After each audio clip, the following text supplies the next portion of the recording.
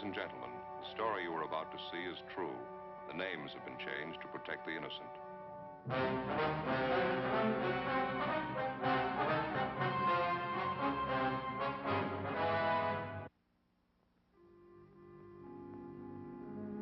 This is the city.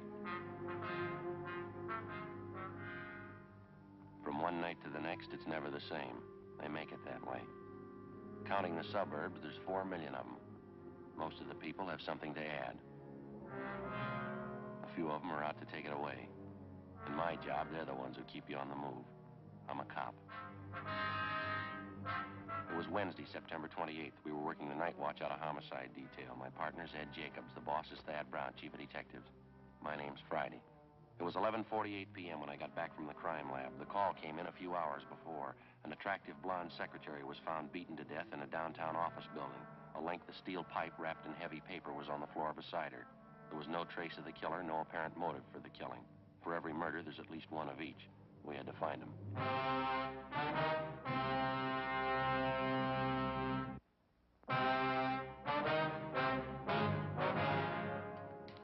Hi, Opie. Hi, Joe. You seen Jacobs around the last half hour? I was supposed to meet him here. Yeah, he's come and gone. Still around the building, though. He just had a call.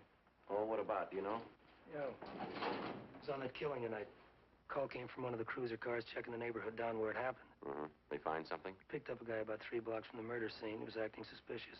Been in the cruiser car, figured maybe you'd want to talk to him. They're bringing the man in now, are they? Yeah, You've been over checking at the crime lab? Yeah, there's not much. The murder weapon's all we got so far. A piece of pipe with heavy manila paper wrapped around it. Latent prints do any good? Well, they lifted a lot of fingerprints. They all belong to the victim. None of them are foreign. Have you got a toothpick, Joe?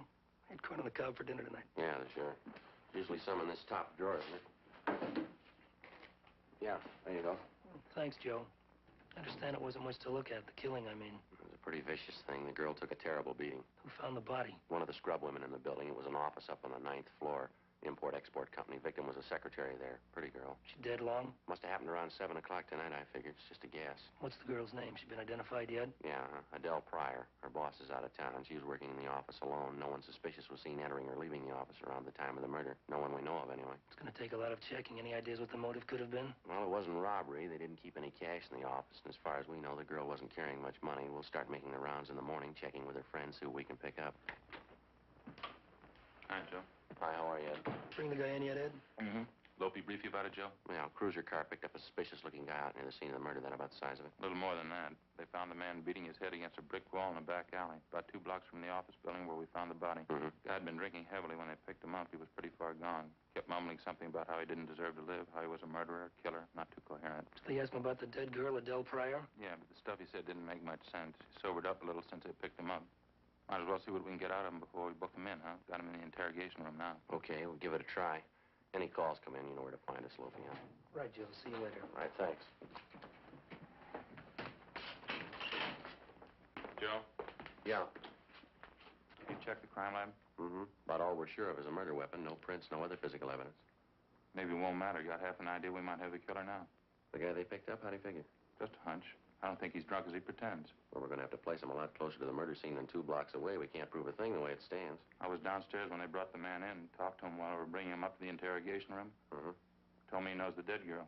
All right. Said he was with her an hour before she died.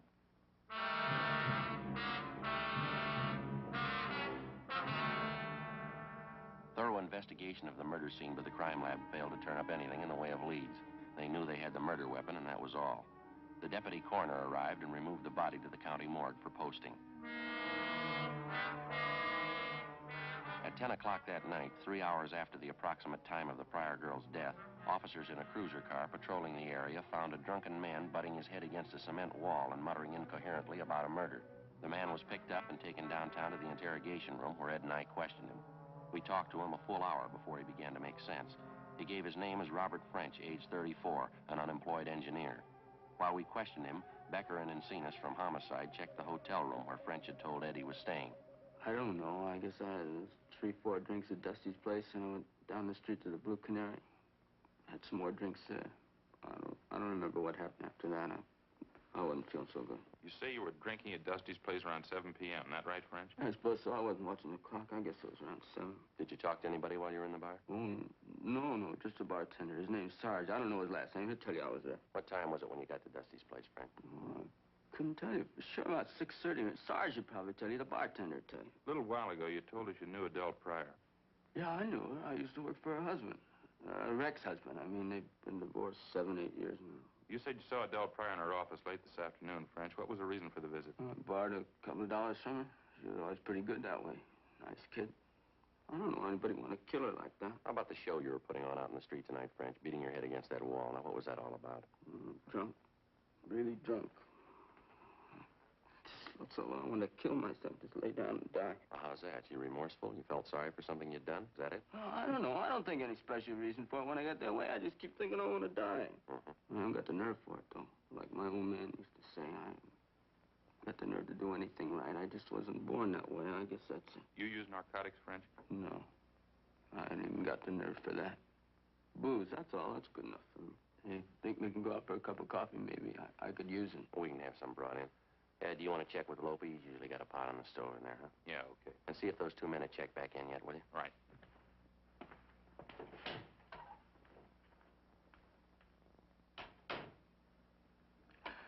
Appreciate it, Sergeant. Sure gonna be mean when this booze wears off. I'd like to ask you a little more about the Pryor girl, French. Just how well did you know her? Not too well. I guess I used to see her maybe once a month.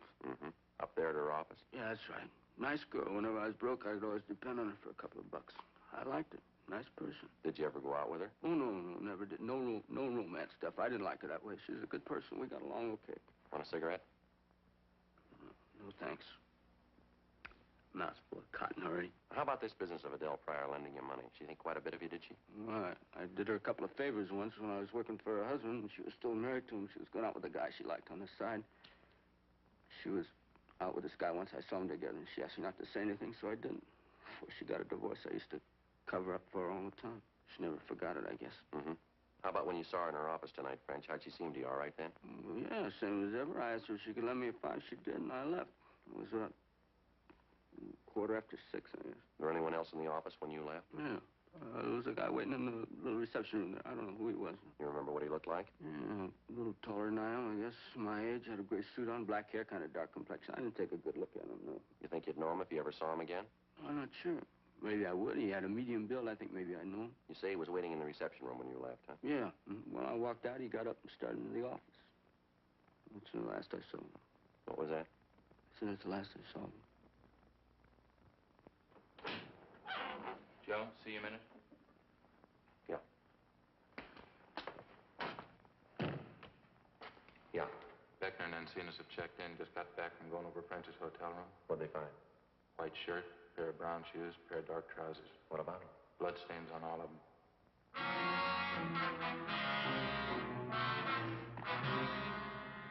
The stained pieces of clothing found in the suspect's hotel room were delivered to Lieutenant Lee Jones at the crime lab for detailed examination. We had French checked through R&I. He had no previous criminal record.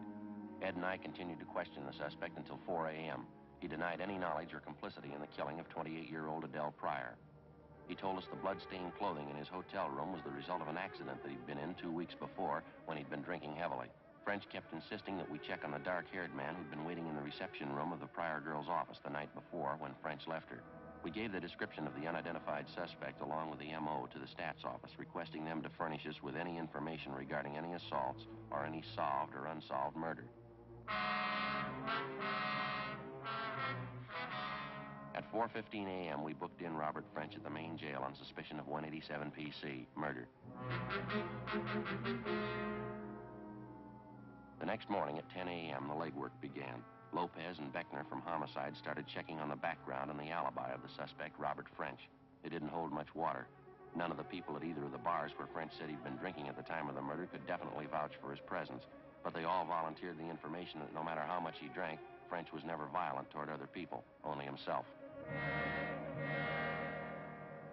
Lopez and Beckner continued investigating the suspect while Ed and I checked on the background of the victim, Adele Pryor. At 8:25 p.m., we got back to the office. Hi, I've been waiting for you two. Won't we? You and Beckner do any good? Nothing to celebrate over. Long day, tired feet.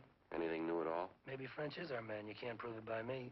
Every place we checked, everybody we talked to, the same answer. Yeah. He's a smart guy with a good education. He's on the bottle and out of work. Everybody seems to like him. He gets drunk, but he never bothers anybody. That's about the worst anybody can say about him. He drinks too much. How about his being friends with the dead girl? Did you dig up anything there? Yeah, but it only proves he was telling you the truth. As far as we could find out, there's nothing going on between the two of them. Everything we got, it only verifies what he told you. He had no interest in the girl except to borrow off her when he was broke. Mm-hmm. You got in touch with the girl's ex-husband, did you? Yeah, but we couldn't add anything. We're all clear there. By the way, Lee Jones called from the crime lab just before you came in. What do you have, Lopey? Well, we finished testing the bloodstains on those clothes they found in French's hotel room. None of the stains on them matched the victim's blood type. Another dead end. It's hard to figure. Sure got me stopped. Oh, this just came in. Report for you from the stats office. He asked me to make a run for you on something last night. Mm-hmm. What's it look like? Doesn't help much. Looks like more legwork. What's that, Joe? Well, French told us when he left Adele Pryor last night there was a man in the reception room waiting to see her. He gave us the guy's description, and the stats office made a run on it for us. It's the best one they got. Yeah. Guy's name is William Tanner, WMA, 32 years old, 5'9", 160 pounds, dark hair, dark complexion. Fits the description French gave us of the guy. You know, the rest of it's a lot closer to home. How do you mean? William Tanner was a prominent suspect in the Donaldson murder last September. The testimony of friends and relatives subsequently cleared him. The Donaldson murder is still unsolved, you know. Mm-hmm. What's the point? Well, the same thing that killed Donaldson killed Adele Pryor. How do you mean? Piece of steel pipe wrapped in paper.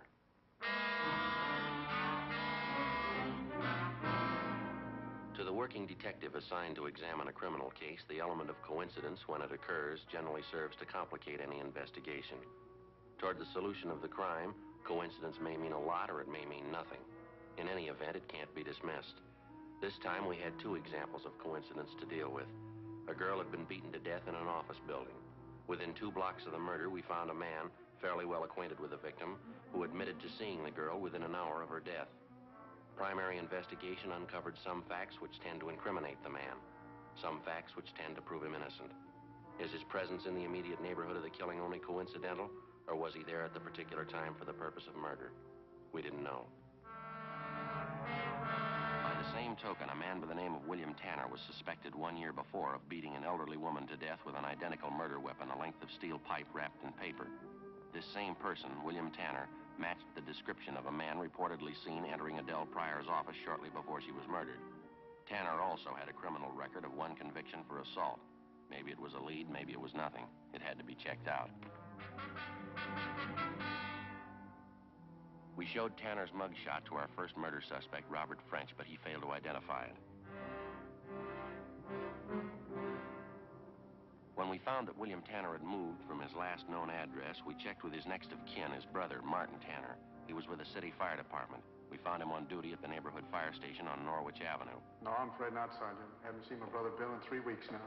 If he's not at his apartment, I couldn't tell you where to find him. We tried the last address we had on him. He wasn't there. 8625 Norman Road. Oh, no, I moved out of there 6, 7 months ago. Got his new address in my locker upstairs. I can give it to you before you go if you want. We'd appreciate it, yeah. What's it about, Sergeant? My brother in some kind of trouble again, I guess, huh? Just a routine check. You sound like you almost expect your brother to be in trouble, Tanner. Tell you the truth, I guess I do. Don't know what's happened to Bill. Excuse me a minute. No, it's not our call. How would you mean that, Tanner? What's happened to your brother? Tell you the truth, I don't know. Bill and I used to live together with our mother. Ma died about 2 years ago. I don't think Bill ever really got over it. He was a lot closer to Ma than I was. I see. After she died, he drank quite a bit for a while, and he tried women, lots of them. After that, he seemed to turn to religion. At first, we thought that'd help, and it would have, too, except that he's an odd guy. Finds a way of distorting the Bible. Seems to go to extremes, that kind of thing. Do you know any of your brother's close friends by any chance? Oh, a few of them, I guess. I've been over to Bill's apartment from time to time the last couple of months. He's introduced me to a few people. Mm-hmm. Do you know any of his women friends? Yeah, I do. 2 or 3 of them. How about the name Adele Pryor? Mean anything to you? Would she be kind of a pretty girl? Blonde hair, nice clothes? Yeah, that's right. Have you met her, Tanner? Yeah, Bill had me meet her once. Seemed to like her quite a bit. Why? Was he pretty serious about her, or would you know that? Yeah, he was serious about her, all right. He told me that. I don't think it worked both ways, though. Looked to me like she was playing the field. Bill took it way too serious. How do you mean, Tanner? Well, they went together steady for a while, and they broke it up. She did, I mean. Mm-hmm. How'd your brother take that? Not so good. I remember the night about a month ago. Never saw Bill like that before. Real bad shape. Wasn't drinking either. That's so? Never saw Bill like that in my life. Like what, Tanner? Off his head, he could have gone out and killed the girl.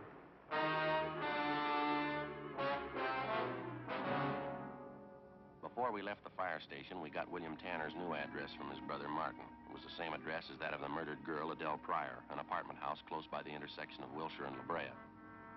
Tanner's apartment was on the 3rd floor, just down the hall from the Pryor girl's apartment, but Tanner wasn't there. The apartment house manager told us that he'd moved out the night before without leaving any forwarding address. Ed put in a call to the suspect's place of business, an industrial chemical company where Tanner was employed as assistant office manager. What was the reason, sir? Oh, I see.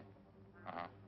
Yeah. Well, thank you very much, sir. We'll be checking with you later. Bye. What'd he say? Tanner left yesterday, quit without giving notice. Told him he had a better job lined up. Where? South America.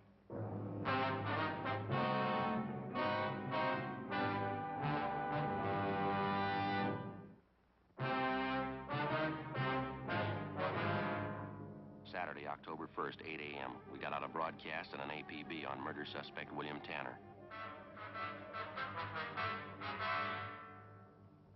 We checked with the local U.S. State Department office, but they had no record of granting a passport recently to a William Tanner to travel in a South American country.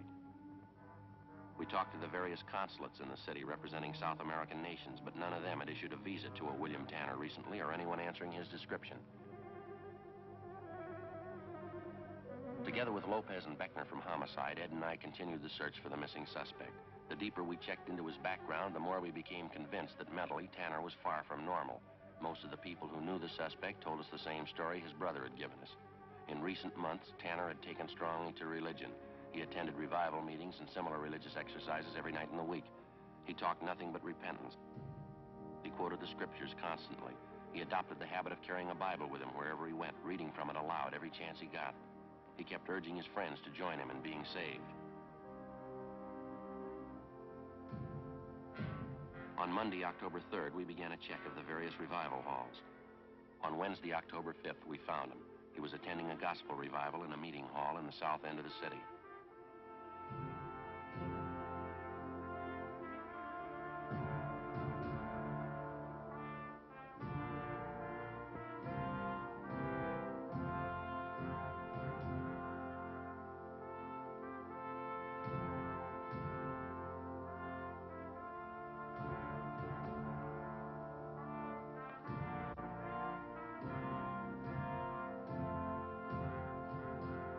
He told us he had a room in a small hotel directly above the meeting hall, but he seemed reluctant to take us up there.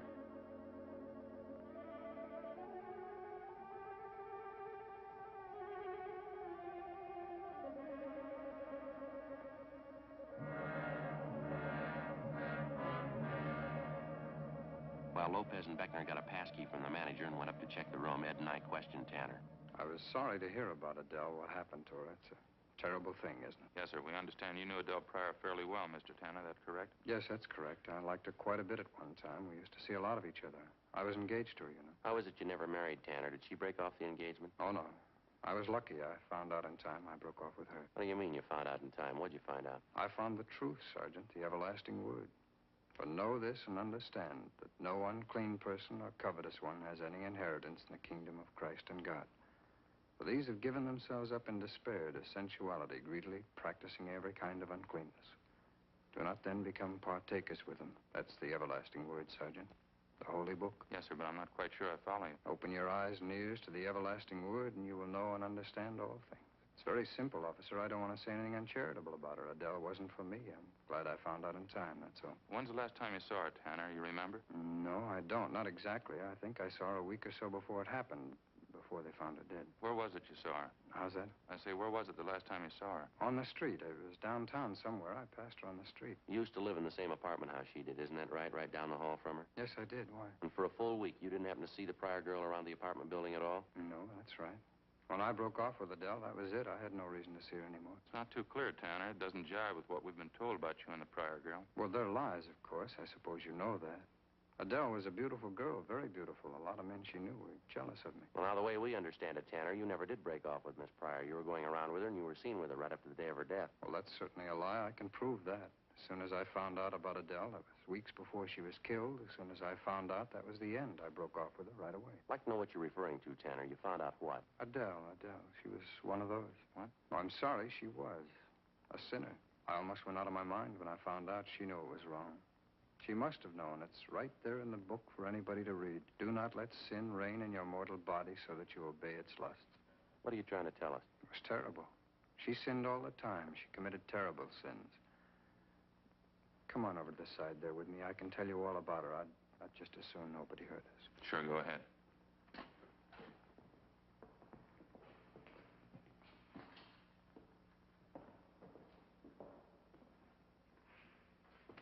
This will be all right here. Just one question before you get started. Yes? Did you ever visit Adele Pryor at her place of business downtown at her office? No, I never did. Why? Did you visit Adele Pryor at her office the day she was killed? The Lord is my witness, Sergeant. I have nothing to fear. Why should you ask me that question? We have a report you were seen going into the office less than an hour before the Pryor girl was murdered. I'd like to have you clarify that for us, if you would. Why, certainly, it's a lie. You sure you weren't in that office with her just before she died? Let me tell you about her sins. There was never anything as evil as this, Sergeant. Is that right? Yes, it was a terrible shock. I liked Adele. I think I loved her. We'd been going out for 2 months. Sometimes I'd take her here so she could learn about the everlasting word, so she could know about the terrible sins some people commit. Drinking and parties and carrying on.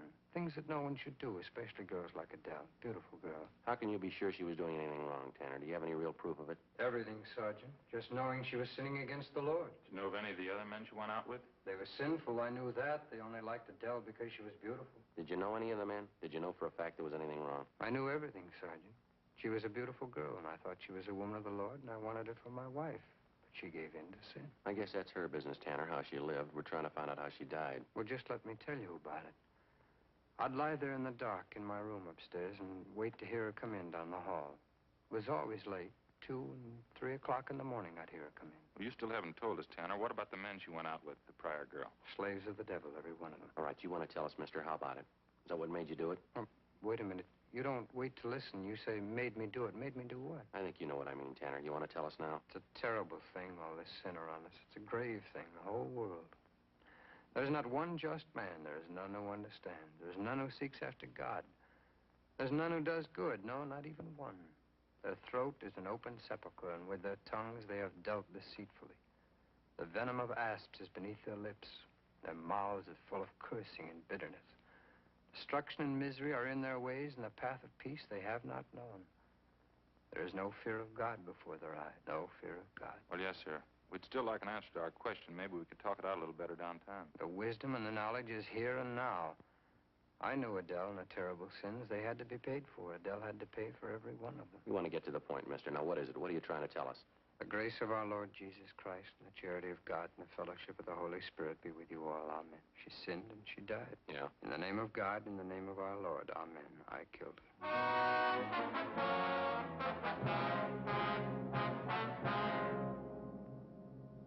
William Harold Tanner was brought downtown immediately, where he volunteered a complete statement admitting full guilt for the murder of Adele Pryor. Blood-stained clothing found in his room corroborated his story. He gave us the details of how he murdered Adele Pryor because she spurned his attentions. We began questioning him about the Donaldson murder, which had taken place more than a year before and which was still unsolved. The victim, 64-year-old Louise Donaldson, had met death in the same manner as Adele Pryor. No, I didn't know the old lady, but she had money. I'd been told that. I was broke and I needed the money, so I thought it'd be a good thing. This was in September a year ago that you murdered her? Yes, sir, September, all right. She was all alone. She didn't have anybody. She was sick. I probably did her a favor. Now, your package here says you figured in the investigation on the plot to blow up the Rexmore Hotel about 3 years ago, homemade bomb planted in the basement of the hotel. Yeah, that was mine 3 years ago in September. You never could have traced it. It's too bad the bomb didn't go off. I hated those hotel people. All right. What was the matter? Well, I worked at that hotel once, you know. I worked hard, too. One Saturday, they held up my paycheck. I didn't get it until the next Tuesday. I never forgot that. September. September? Well, what would that have to do with it? I don't know, really. September's always been the time, that's all. I always seem to work into some kind of trouble. Every September. I don't know what it is. It just seems to be the best time, September. It's always September. Mm-hmm. I really didn't want to kill Adele. There wasn't anything else I could do. She was a sinner. Yeah. Drinking and running around, she committed sins all the time, the worst kinds of sins. Terrible. Yeah, well, maybe you better check the book, Tanner. You're way ahead of her. What do you mean? What kind of sin's worse than murder?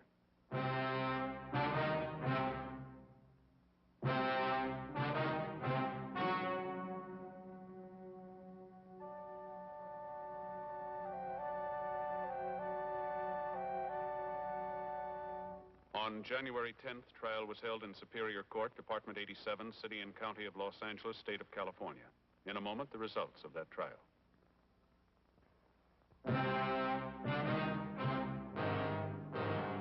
The suspect was examined by 3 psychiatrists appointed by the state and found to be sane at the time of the murders. He was tried and convicted of first-degree murder, 2 counts.